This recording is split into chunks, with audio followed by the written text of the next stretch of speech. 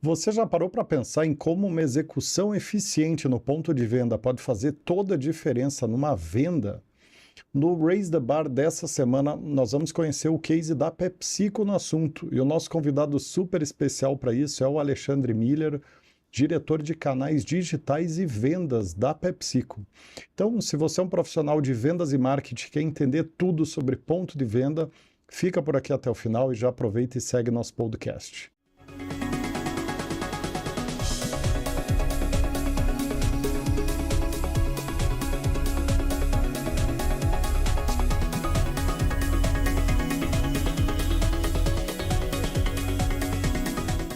Sejam muitíssimo bem-vindos e bem-vindas a mais esse episódio do Raise the Bar, o podcast semanal de entrevistas sobre os principais cases, tendências e boas práticas de vendas e marketing do momento, que leva até vocês os últimos assuntos relacionados a esses temas. Nosso podcast é divulgado toda terça às 19 horas no YouTube, em mais de 10 plataformas de podcast diferentes. Então, se você é novo por aqui, aproveita e segue nós por lá, na sua plataforma preferida.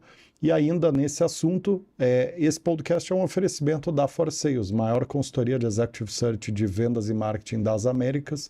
Então, se vocês estão precisando recrutar e selecionar essas áreas, não pensa duas vezes e corre lá em forsales.com.br.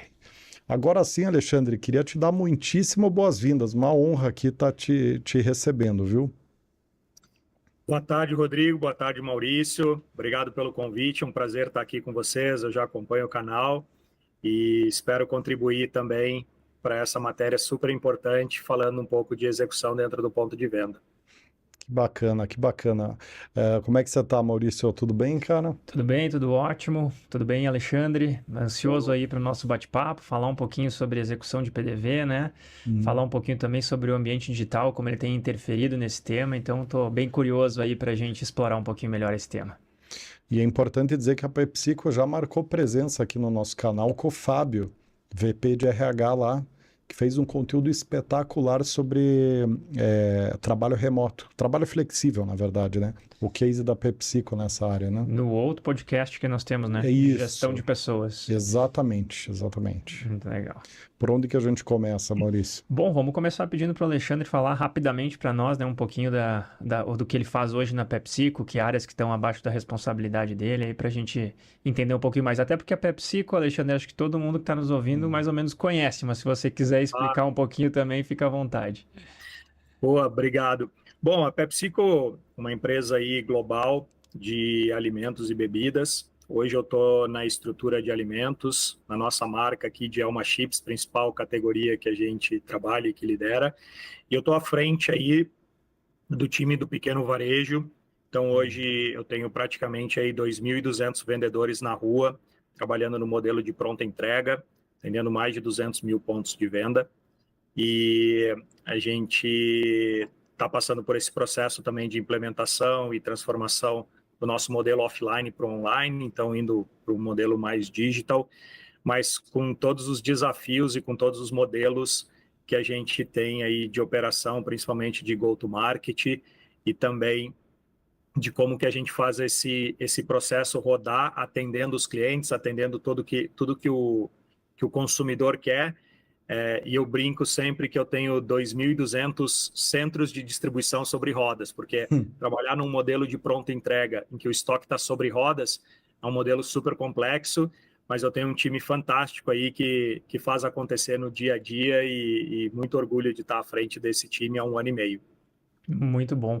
Alexandre, e para a gente entrar no tema de execução de PDV, né, para ter a tua visão, a visão da PepsiCo sobre o tema, né, o que é uma estratégia eficaz de execução de ponto de venda na concepção da PepsiCo, né? O que é uma execução de ponto de venda nota 10? Tanto físico quanto digital, né? Ambos, né? Que acho que são dois contextos diferentes, mas com desafios similares, né?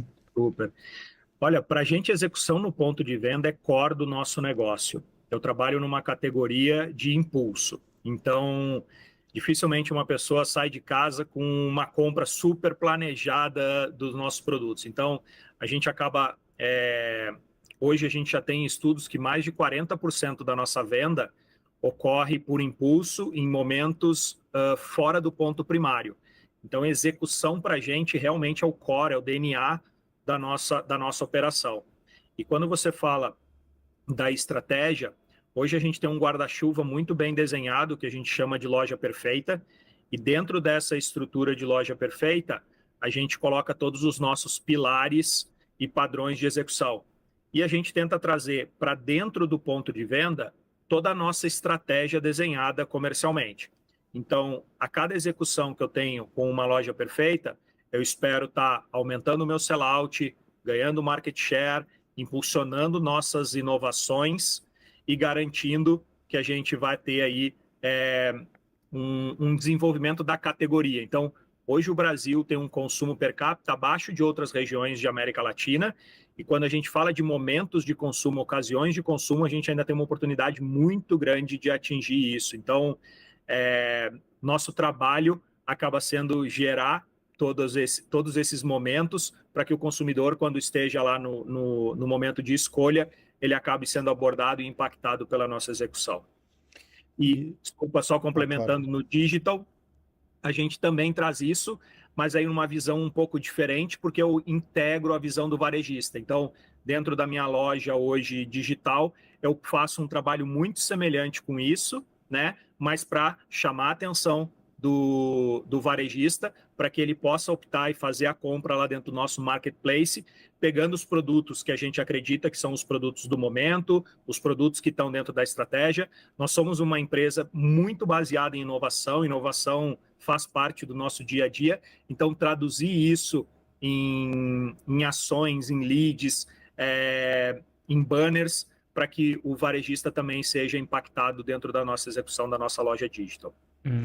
E para a PepsiCo, o que caracterizaria uma excelente execução de ponto de venda físico e digital, assim? Qual que é o contorno que você dá para a tua equipe de venda para falar, olha, esse aqui é o estado da arte da execução de PDV nos dois canais? Rodrigo, como hoje eu te falei, eu atendo mais de 200 mil pontos de venda no Brasil, de diversas tipologias. Então, eu tenho um barzinho, padaria, conveniência, e a gente tem um time de desenvolvimento dentro da nossa área de trade que consegue desenhar o que a gente chama de foto de sucesso para cada um desses modelos. Então, é um trabalho super bacana, um trabalho de muito conhecimento, em que o time desenha para a gente o que seria a loja ideal, né? E aí o meu time vai para a rua e executa. Então, basicamente, falando em linhas gerais, os nossos principais padrões, né? A gente tem a execução do ponto primário, então onde a categoria está presente, eu preciso estar lá com o sortimento prioritário. Eu preciso adicionalmente ter pontos extras espalhados pela loja. Como eu falei para vocês, 30%, 40% do consumo ocorre fora do ponto do ponto primário, tá? Além disso, a gente mede o nosso share of face, então quanto que dentro da categoria se está em linha com o share que eu tenho de mercado. Também um ponto super importante, saber se o nosso preço está claro para o nosso consumidor, se ele está visível e principalmente aderido àquilo que a gente acredita que é um preço que o nosso consumidor está disposto a pagar. Então, quando a gente chega num momento desses em que o meu vendedor consegue executar isso, a gente tem uma plataforma hoje já desenvolvida super robusta, que atrela não só perguntas para a gente chegar nesse modelo, mas também image recognition, que dá para a gente um retorno com uma nota dizendo qual é o nosso modelo, quais são as oportunidades e aonde a gente pode investir. E quando a gente pondera isso no final de um período, a gente consegue perceber que conforme a nota de loja perfeita vai aumentando, o nosso sellout vai aumentando e a gente vai fazendo esse volume crescer. Então é um ganha-ganha. O nosso consumidor acaba vendo os produtos, acaba tendo isso muito mais visível e de acordo com o que ele quer, e a gente, como indústria, também acaba alavancando nossas vendas.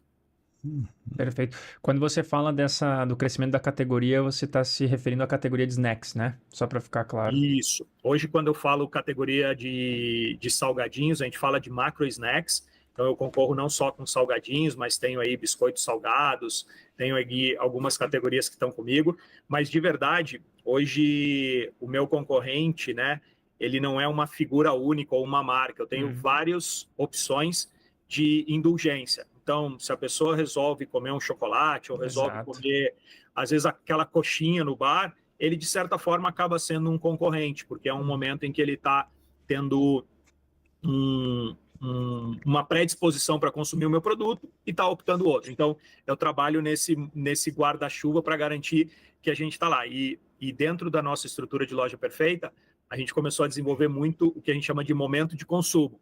Então, a gente tenta entender qual é a jornada do consumidor ao longo do dia e a gente tenta estar presente nessas jornadas, linkando a nossa marca com esse momento de consumo.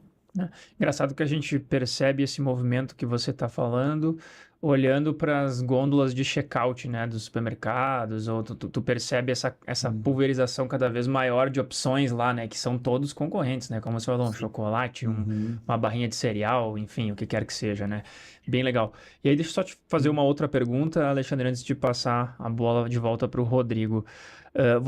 Quando você falou de PDV físico, você falou de um consumo do consumidor final.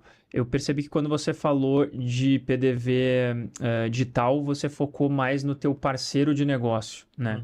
Eu ia fazer exatamente essa mesma pergunta. Era isso que eu queria entender, essa dinâmica, porque hoje a gente tem também plataformas digitais onde o consumidor final pode comprar, né?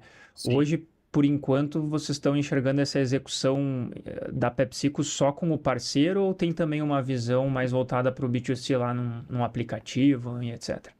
Hoje a gente não tem uma ferramenta B2C desenvolvida diretamente, então a gente utiliza alguns parceiros, né? Então nós temos um time de e-commerce que através de algumas parcerias desenvolve isso e faz um modelo muito semelhante ao que eu te falei, mas aí dentro da plataforma digital, buscando o consumidor final. Então, mesmo conceito de execução, de oferecer as nossas inovações, de ter promos, de criar os momentos de consumo, dentro das plataformas de parceiros, eles conseguem desenvolver isso. Só para dar um exemplo, Alexandre, desculpa te interromper, ficar bem claro. Então, por exemplo, tu tem um time que está olhando lá, vou dar um exemplo aqui, desculpe citar o nome, mas olhando Americanas e entendendo como ela pode converter melhor para o teu cliente final lá, o teu produto lá. Isso. Beleza. Eu não lidero essa agenda está com uma outra área, um trabalho também super bem desenvolvido, que começou na pandemia, abriu esse canal e fez esse crescimento ser muito, muito exponencial. Então, hoje a gente tem um time dentro dessa estrutura que olha parceiros, como você falou, lojas americanas, alguns players como iFood, enfim, algumas outras marketplaces como esse, e que, através desses parceiros, eles desenvolvem toda a estratégia até o consumidor. Perfeito. A minha estrutura hoje a minha estrutura hoje é responsável pelo contato com o varejista. Então, hoje eu tenho um canal B2B em que, através da minha plataforma digital, eu consigo fazer com que os varejistas tenham uma grande experiência de compra no digital comigo.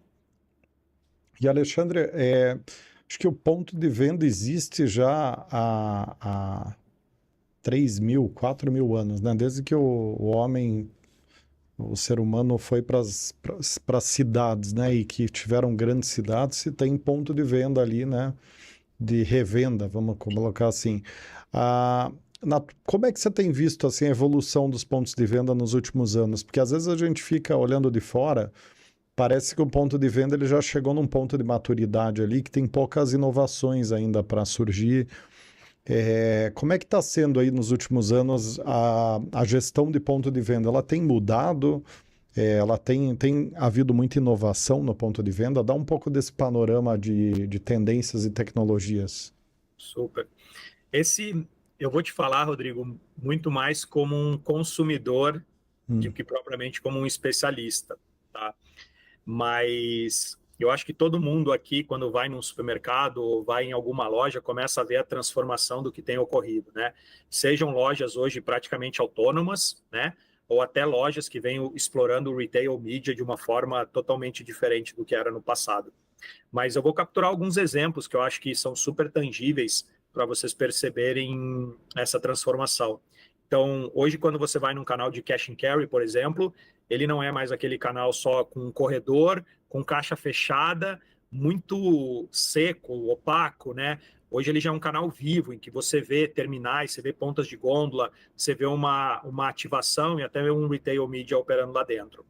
Quando você vai para um supermercado, hoje é impressionante como as indústrias estão produzindo materiais tailor-made. Então, conforme o perfil do cliente, conforme o perfil do varejo, você gera uma comunicação e que você gera uma conexão com aquele consumidor. E aí, por fim, aqui na PepsiCo, por a gente ter duas categorias muito legais, que é a parte de bebidas e de alimentos, a gente chama de Better Together, que acaba sendo um trabalho em conjunto. Então, às vezes, a gente apoia uma marca em outra para fazer isso. Então, isso é muito interessante, porque recentemente a gente fez um lançamento de uma inovação, de um produto que está sendo muito bacana aqui no Brasil, que é um produto para comer com molho, para experimentar, não só um snack que você come ele puro. Então, a gente chama de dipping, né? Então, é um lançamento muito bacana, o Tostitos. E hoje, um promotor em uma loja decidiu fazer uma execução perto do abacate para linkar isso com guacamole, para comer. E a gente já vê vários pontos de venda hoje sendo expostos alguns salgadinhos junto da categoria de abacate. Então, quando eu falo para vocês momento de consumo, eu digo para vocês que hoje eu tenho dentro do meu guarda-chuva um momento de consumo churrasco. Então, hoje, quando a gente chega numa loja e tem uma parte de açougue, de carnes, eu tenho todo um portfólio endereçado e uma execução para que, quando o consumidor passar por lá e ele pensar, pô, tá bom, eu vou fazer o churrasco, vou chamar os amigos e tal, mas o que eu sirvo de aperitivo? Vai na cara do gol, vai ter uma exposição e que vai lembrar ele que o salgadinho, que o snack combina super bem com esse momento de consumo. Então, eu acho que eu gosto muito de chegar na loja e rodar por todos os ambientes, os corredores, para conhecer o que está acontecendo. E eu acho que esses são alguns exemplos do que vem mudando, do que vem transformando e como a indústria vem aproveitando cada vez mais esses espaços que antes eram menos óbvios. Eu achei interessante que você falou no começo da sua fala sobre a personalização da mídia com base no perfil do cliente varejo, né? Do varejista que está no meio do caminho, né?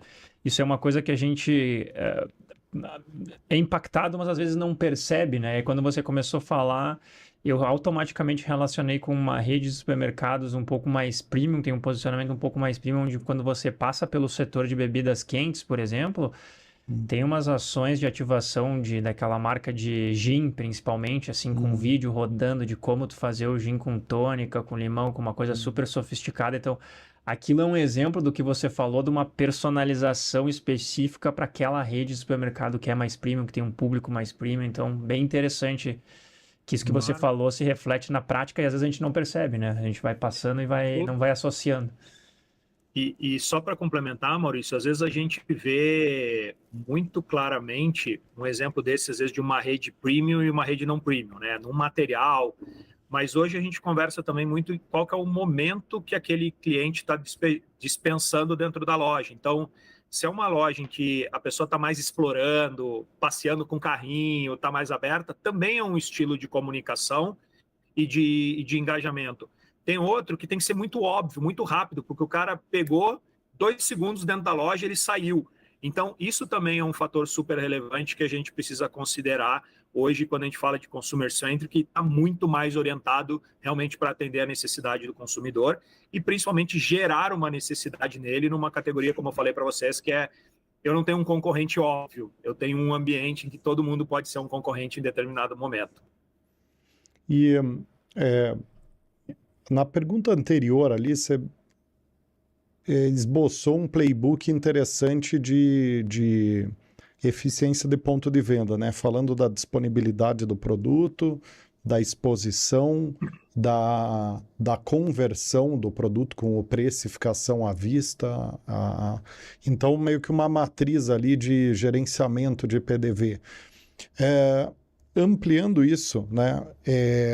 Quais você diria que são os botões para alavancar a venda efetivamente, né? Porque essa estrutura de governança ali de PDV, de disponibilidade, visibilidade e tudo mais, ela vai viabilizar ali a presença do produto, né? Ela é uma venda passiva, vamos dizer, olha, está aqui meu produto, se você quiser, você tem tudo que você precisa aqui de preço, as categorias aqui estão todas representadas na gôndola, disponíveis. Mas como é que você faz a ativação, né? Como é que vocês têm feito, na verdade, aí na PepsiCo, a ativação do consumidor no ponto de venda? Tem algum trabalho nesse sentido? Super. Sabe que você trouxe um ponto que parece óbvio, né? Mas o primeiro passo de verdade é ter o produto disponível na loja. Então, esse, para mim, sempre é o maior desafio. E um dado super legal, assim, quando nós somos uma companhia de inovação e os nossos produtos, eles são marcados por essa característica de sempre estar inovando e trazendo algo novo. E como eu falei para vocês, assim, puta, eu tenho muito orgulho de fazer parte de um time que é muito, muito bom de execução. Mas hoje a gente tem um portfólio enorme, gigante, assim, se aproximam de 200 SKUs para o meu vendedor chegar numa loja, às vezes num bar, numa padaria. Só em snacks, 200 SKUs. Só em snacks, assim. Então, eu achava que eram uns 30. Tamanhos, sabores. Então, assim, realmente é um portfólio bastante grande. E a gente, como ser humano, naturalmente, às vezes não consegue dar conta de tudo. Então, um exemplo muito legal é que desde que a gente começou esse processo de digitalização, a gente saiu de uma inovação de praticamente 30% de positivação para quase 60% de positivação. Então, você vê que tinha uma demanda, um sortimento ainda que dava para capturar, e mesmo com esse time que, super orgulho dos resultados que a gente vem crescendo e fazendo nos últimos anos, ainda tem oportunidade. Então, acho que sortimento e disponibilidade ainda é o básico bem feito e que a gente precisa ter essa disciplina de execução. Mas quando você fala de realmente, aí é mais o desafio, o combate, ir com o concorrente, nossa, aí você começa a entrar num parque de diversões hoje. Hoje tem muita disponibilidade. Então, desde as mais óbvias, que são as promoções de preço, até ferramentas de engajamento. Então, hoje a gente tem promoções em que, comprando um pack, ele se cadastra e ganha algum produto. Já existem clubes de loyalty, que às vezes a gente faz adesão, e aí o preço na gôndola é mas o fato dele estar nesse grupo, nesse programa, ele acaba pagando um preço diferenciado direto quando passa já no caixa. O programa, então, no caso do varejista daí, né? Não, esse do consumidor mesmo. Mas eu digo assim, o loyalty, o programa do varejista, ele entrou numa rede de supermercado, a rede tem aquele... Hoje tem programas do varejista, que a gente faz parte, mas existem programas de loyalty independente que tem adesão com alguns varejistas ou até mesmo não. Então, por exemplo, tem um dos programas que eu uso aqui, que se o consumidor tirar uma foto lá ou fizer o reconhecimento da nota fiscal, ele ganha a promoção, o brinde, enfim, seja o plano que a gente tiver aderido com essa empresa, com esse clube de loyalty. Você poderia dar um exemplo? Pode citar nome ou não pode? Só para contextualizar o ouvinte de qual é o programa, até para ele usar, né? Hoje a gente tem uma das parcerias que a gente usa, tá? Que é uma empresa grande que está aí no mercado, que é a Scantec, tá? Que aí sim ela usa o varejo, então, para os consumidores, que o varejo não tem um programa dele, tá? Mas se ele faz a adesão da promo que a gente sugeriu, e isso é lido no checkout, ele acaba fazendo essa promo sendo reconhecida, tá? E aí tem algumas outras empresas que têm oferecido para a gente também esses planos, mas ainda são projetos bem embrionários aqui que a gente ainda não está divulgando, mas já tem cases aí muito legais de programas de reward ou de loyalty, que acabam gerando aí promos, descontos, Pix na hora, enfim, tem muita coisa bacana. Eu acabei te interrompendo, Alexandre, você estava falando de outras alternativas, né? Então você citou essa questão de...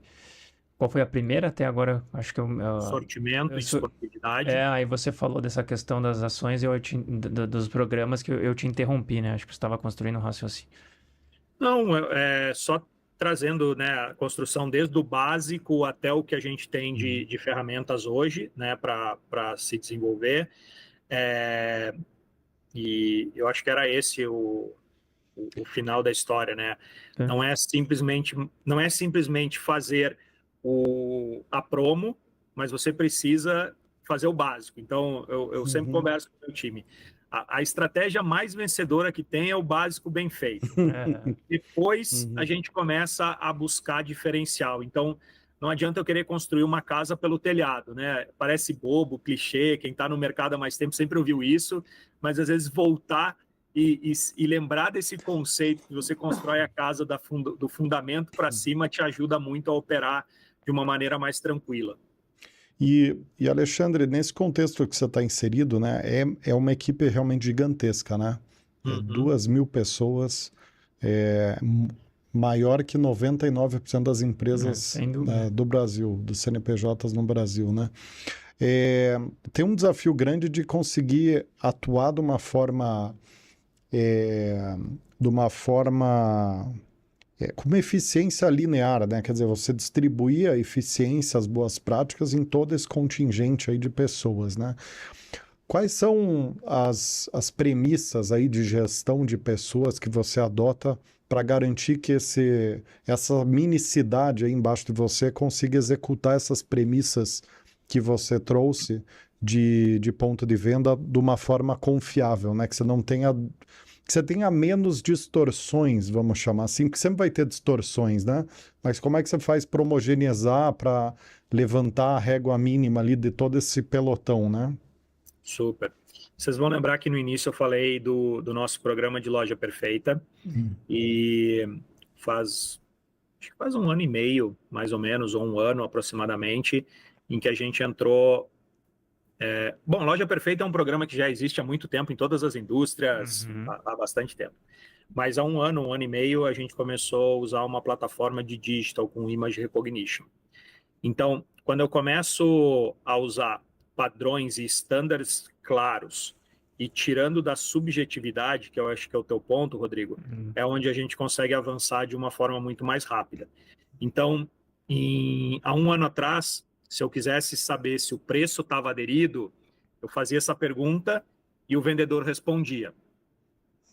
E pode ser que para ele, em algum momento, sei lá, rebaixa de preço, é aderência ou não é aderência? Posso ter uma subjetividade. Sem dúvida. Na hora que eu entro com image recognition, em que uma foto vai lá e a inteligência pós-treinada, ela me retorna com sim ou não mais binário, eu começo a avançar na padronização. Então, hoje, quando eu falo para vocês que eu lidero não só a força de vendas, né? Eu lidero também hoje o time de digital. A grande essência que a gente quer é linkar o off com o on, aproveitar tudo que tem de ferramenta de digital para fazer com que o nosso vendedor realmente ele esteja mais focado para ser um consultor de negócio, para garantir que o varejista esteja realmente alavancando o negócio dentro do ponto de venda, e aquelas tarefas que no passado eram realmente muito importantes, mas muito massiva, hoje eu consigo, com a digitalização, garantir que a execução está funcionando. Então, hoje, através de uma foto, eu consigo fazer uma leitura de Loja Perfeita. Hoje, através de algumas tasks que eu coloco, seja para o vendedor ou seja para o varejista, eu consigo executar algumas promoções ou algumas ações ou algumas execuções de loja, que há um tempo atrás isso não era possível. Então, como eu falei para vocês, a gente está nesse processo de desenvolvimento, não é tudo ainda flores, nem tudo são só resultados positivos, mas está sendo uma jornada muito legal, e em pouco tempo a gente já vem colhendo frutos muito bacana. Como eu falei para vocês, uma inovação de 30% saindo para 60%, pontos de venda comprando em torno de 2 SKUs a mais do que compravam antes. Então, já são resultados que demonstram que a gente está no caminho certo e fazendo um investimento muito legal, sem perder a essência e sem perder todo o foco que a gente tem nas pessoas, porque tem um tema ainda de digitalização, né, que é um papel importante que a gente não tem ainda no digital, que é a sensibilidade e a adaptabilidade. Isso só o ser humano consegue fazer numa negociação ali face-to-face, né? Perfeito. Muito. Vai lá, Rodrigo. Uma coisa que me chamou muito a atenção esses tempos, que eu estava conversando com uma pessoa sobre ponto de venda, tecnologia e evolução do ponto de venda, foi o que os marketplaces e os e-commerces da China estão fazendo lá em termos de integração de canal, né? Então, uma curiosidade, né? Daí eu queria te perguntar, Alexandre, o que você vê pela frente nesse sentido? Apesar de, claro, você não é um especialista em futuro do varejo, não é isso, mas só para a gente bater um papo e gerar insights também para as pessoas. Mas ele estava a gente estava batendo um papo sobre a integração de ponto de venda lá, a ponto do Alibaba, por exemplo, ele ter 50 mil pontos de venda homologados na China, e você compra um produto online e você consegue retirar ele ali no Zé da padaria na frente da tua casa, né? Então, isso tem um estoque dinâmico, que o estoque do varejo ali, do Geraldo da padaria da tua casa, o estoque dele está integrado na Alibaba, e a Alibaba sabe onde que tem o produto que você quer. Então, quer dizer, você comprou aquele chip de computador que você acha que vai demorar uma semana para chegar, aquilo ali está a 500 metros da tua casa, num ponto de venda específico, porque ele integrou estoque com o ponto de venda, né? Então, eu estou fazendo essa digressão aqui, né, para trazer um ponto, né, Alexandre, que apesar de alimentos e bebidas não ser um segmento que trabalhe com essa questão da integração de estoque tão forte, porque é um produto de compra imediata ali, impulsiva, né? Você não vai, dificilmente vai comprar um salgadinho online, né? Mas é interessante porque o varejo ele tá migrando para um caminho bastante peculiar, né? Até de experiência de ponto de venda, omnicanalidade, então o QR Code ali no ponto de venda para esses programas de loyalty que você falou, realidade aumentada, tá num momento bem emblemático, né, esse mundo do ponto de venda, porque a gente tá com um par de tecnologias aí, tanto de logística, integração de estoque, quanto de realidade aumentada, omnicanalidade, que tem muito potencial de inovação, né, hoje para explorar, né? Mas o fato é que aqui no Brasil a gente ainda não vê tanto, né, Alexandre, essas inovações, né? Não sei o que você acha que tem pela frente no mundo do varejo. Como você falou, assim, eu não sou especialista nessa área, mas como consumidor e também como uma pessoa que hoje lidera um canal e um orçamento bastante grande, eu acho que tem um outro viés nessa tua abordagem, Rodrigo, que é a necessidade que a gente tem como indústria, não só de estar próximo do cliente, mas também de chegar de uma maneira eficiente com um custo de operação mais barato. Então, a reflexão que eu tenho feito exatamente nesse teu ponto é, pô, se eu quiser ter essa mesma cadeia de estar disponível a qualquer ponto de esquina, eu dominando end-to-end o processo, ela é inviável, principalmente no Brasil, em que a logística ela é um dos grandes pontos de custo. Agora, se eu consigo através de parcerias, se eu consigo através de integrações de sistemas, se eu consigo gerar disponibilidade e um processo de ganha-ganha nessa história, né? Eu acho que aí tem um tema em que é realmente aquela estratégia win-win, né? Porque o consumidor vai ficar contente, ele vai fazer uma compra, como você falou, e a poucos metros da casa dele, ou a poucos minutos ele vai estar recebendo aquele produto, e a cadeia, ou a indústria vai ficar também mais saudável, podendo ter um preço mais, um preço melhor, porque ela vai conseguir ter menos custo na operação, e você também gera uma rentabilidade para um cara que estava ali disponível, que de repente não estaria gerando. Então, realmente, olhando 360 e fugindo um pouco do teu viés só de olhar o consumidor, eu acho que também surge de uma necessidade, né, de competitividade mesmo, de como que a gente é mais eficiente numa cadeia operativa. Legal, muito bom. Interessante. Muito bom. Alexandre, para a gente não deixar uma área branca aqui também, você falou sobre sobre abaixo do seu guarda-chuva tá o PDV digital ali voltado para varejistas, né?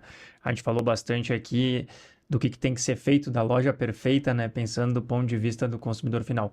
Pensando do ponto de vista deste PDV digital voltado para o varejista, né? Quais são as execuções que não podem faltar e que não podem falhar ali para a gente também ser eficiente nesse canal?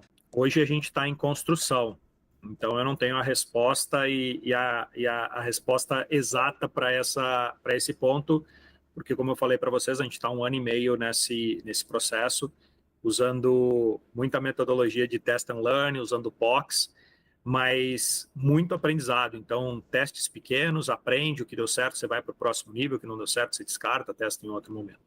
Mas eu acho que eu posso dividir com vocês um teste que ele é bem simples, mas ele demonstra o poder e a eficiência que você tem usando uma plataforma digital de alavancar as vendas. Num primeiro momento, quando a gente criou o nosso marketplace, quando criou a nossa loja, a gente tinha os nossos SKUs lá listados, numa ordem. E a gente não tinha imaginado que o nosso varejista não estava acostumado a comprar o nosso produto, porque o nosso vendedor era o cara que ia lá e fazia tudo isso. Então, ele tinha um pouco de dificuldade. Aí, uma pessoa do time teve a ideia de criar isso, um pedido sugerido através do nosso modelo de hack. Então, eles desenharam o nosso hack e colocaram qual era o modelo. Então, o varejista entrando na loja, ele vai lá, reconhece qual é o hack que ele tem na loja. Quando ele clica, vem o modelo sugerido. Então, isso é um ponto de execução, é um ponto de olhar a execução dentro do ponto de venda, com o viés e com a ótica do varejista, mas garantindo sim que eu estou fazendo esse processo. Adicional a isso, a gente tem dentro dessa plataforma o que a gente chama de tarefas para o varejista. Então, eu posso colocar desafios para ele, eu posso criar alguns pontos em que ele executando esse processo, ele acaba lá ganhando pontos na plataforma, mas ele também faz essa execução e acaba sendo mais um braço dentro da minha operação. Então, eu tenho meu vendedor, eu tenho meu time, eu tenho meus promotores e tenho também um varejista que está super preocupado e super engajado em melhorar a rentabilidade do ponto de venda dele e também entendendo que algumas ações vão trazer retorno para ele. Então, tem sido exemplos aí muito, muito legais, de muito sucesso, mas ainda muito aprendizado. Assim. Eu não posso me considerar assim, nem próximo de um especialista em digital, porque eu estou nesse caminho aí há um ano e de verdade, assim, eu estou aprendendo muito. Tem muita gente boa no mercado e eu estou aprendendo muito com essa galera. Está sendo muito bacana. Mas muito interessante, né? Bem legal ver como essa ferramenta também ela ajuda a gente ter cada vez mais a loja perfeita sendo bem executada e não só mais o vendedor fazendo aquele trabalho, mas o varejista também sendo bem guiado sem subjetividades, que nem você falou, né? Para como manter a loja dele dentro da loja perfeita. Muito interessante, bem legal. Maravilha. E à medida que esse canal digital ele cresça, naturalmente a função de tirar pedido ali do vendedor no ponto de venda vai desaparecer hipoteticamente e a função do vendedor em tese vai ser substituída, né, por alguma coisa, né? Quer dizer, não, perdão, não é a função do vendedor, o job description do vendedor vai ser alterado, né? Inevitavelmente. Menos tirador de pedido, mais consultor. Mais auditor de ponto de venda, auditor de estoque ou consultor de oportunidades. Para onde que você vê que o vendedor vai caminhar nesse mundo onde o varejo pode, vai atravessar o vendedor e já vai fazer o pedido, vai conciliar eventualmente o estoque dele com um softwarezinho dele com o de vocês para avisar quando tiver com estoque baixo, enfim, onde que o vendedor vai entrar nessa eventual jogo novo do varejo? Rodrigo, para mim esse é um ponto que eu tenho gostado de falar e dividir a minha visão, tá? Certo dia eu ouvi de um professor numa palestra em que a máquina está sendo desenvolvida para executar ou replicar alguns movimentos que o ser humano faz. Então, quando você pega, ou que o ser vivo faz, né? Então, quando você pega, sei lá, uma retroescravadeira, que ela faz um movimento de um pêndulo, é um movimento de um braço. E as máquinas ou inteligência artificial, nesse momento, ela tenta reproduzir o que o ser humano faz. Então, eu acho que aí já tem um ponto que é muito, muito bacana. E quando você fala assim, mas o vendedor não vai fazer mais o pedido.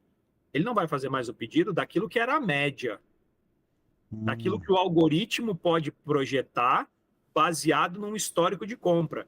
Lembra que eu falei que hoje eu estou trabalhando numa empresa que é baseada em inovação. Inovação não tem histórico. Inovação eu posso colocar lá uma promo, um banner, mas eu preciso do meu time lá explicando. E aí, por fim, eu acho que o que muda no mindset dessa história, e aí sim é uma transformação muito grande. Esse ano eu fechei 20 anos de área comercial. Eu brinco que eu acordo de manhã, a primeira coisa que eu faço depois de abrir os olhos é abrir o report para ver como é que as vendas foram ontem. Essa é a minha essência comercial.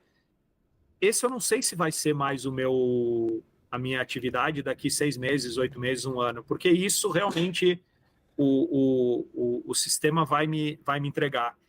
Então, eu deixo de ser um cara focado em sell-in e eu passo a ser um profissional focado em sell-out. Porque o sell-out é algo que não está parametrizado no histórico. Então, aí entra o meu papel de gerar sell-out, gerar demanda, criar oportunidade de consumo, que vai demorar 2, 3, 4, 5, seja quantas semanas forem, para o algoritmo capturar isso e depois ele gerar um pedido sugerido. Então, por mais que eu possa hoje induzir um algoritmo dizendo, pô, esse cara aqui está numa região X, está num perfil tal, coloca esse produto que ele nunca comprou. Eu consigo até fazer isso, mas dificilmente eu vou conseguir ter uma eficácia muito grande se eu não tiver o meu papel do meu time representando lá, conhecendo, explicando e contando toda essa história e principalmente depois executando isso dentro do ponto de venda para garantir que esse processo, porque o cliente até pode fazer o pedido, mas se ele jogar no estoque ou se ele não fizer a exposição correta, isso não vai girar e o cara vai dizer, puta, micou, não roda. Então, de verdade, toda a conversa que eu tenho tido com o time aqui é menos sobre ser substituído pela inteligência artificial ou pelo digital. Agora, profissionais que desejam ou profissionais que optarem por não aprender e não se desenvolver, eu acredito que eles possam ser substituídos por profissionais que resolveram se desenvolver. Então, não é uma briga entre homem e máquina, nada. E sim, quais são as pessoas e os profissionais que realmente resolveram se desenvolver e as pessoas que realmente não querem entrar nessa. E não querendo estender na resposta, mas ontem, casualmente, eu estava numa reunião com um time de gerentes, que a gente vai fazer o rollout da próxima virada, e um gerente meu de 58 anos deu um depoimento fantástico, dizendo assim, cara, eu sei que eu não nasci nesse mundo, eu não vou reproduzir com as mesmas palavras dele, eu não vou ter a sapiência dele de reproduzir igual, mas a ideia eu captei. Eu não nasci nesse mundo de digitalização, eu comecei lá tirando pedido em talão, mas eu tenho buscado me desenvolver, eu tenho buscado aprender e principalmente eu tenho buscado as pessoas que conhecem sobre isso para me ajudar a me desenvolver. E aí, quando eu falei, gente, uau, é sobre isso que a gente tem falado, sabe? É como que as pessoas buscam se desenvolver, como que elas buscam aprender e fazer desse processo um ganha-ganha em que todo mundo vai sair melhor. E de verdade, com certeza, acredito que daqui a uns anos o tirar pedido não vai mais ser uma atividade de vendas, e sim um profissional muito mais focado para o trade, olhando o sell-out para garantir que a inteligência sim faça esse trabalho mais manual. Tá? Isso, ótimo. Sell-out e evolução do ponto de venda, né? Que você falou, evolução do mix, evolução do ponto de venda como um todo, né? Interessantíssimo mesmo. Faz muito sentido. Alexandre, queria te agradecer muito aí, em nome do Maurício, do time do Raise the Bar também, pelo teu tempo aqui com a gente. Adorei o papo, né? Acho que a PepsiCo fez 2 golaços aqui, né? No Gestão de Pessoas com o Fábio, agora com você, Alexandre, porque o conteúdo ficou realmente muito bom. Obrigado. Case super legal aí de vocês. E fica aqui no ar o convite para você voltar aqui com a gente e manter essa troca de cases e boas práticas com o público de vendas e marketing como um todo, né? Então, nos usa aqui como plataforma para interagir, divulgar o trabalho de vocês para o mercado, tá bom? Muito obrigado. E para quem está nos acompanhando até aqui, quero deixar um convite super especial para vocês darem uma navegadinha ali na playlist do Raise the Bar. A gente tem aí um mix de cases super interessantes, inclusive outros de ponto de venda, gestão de categoria, ponto de venda, amadurecimento de categoria, várias outras coisas bastante técnicas que é difícil achar em outro lugar. E aqui vocês encontram porque a gente tem essa abordagem técnica de aprofundamento, de investigação. Então fica aí o convite, né? Por hoje é isso. Um abraço a todos e todas e até o próximo episódio.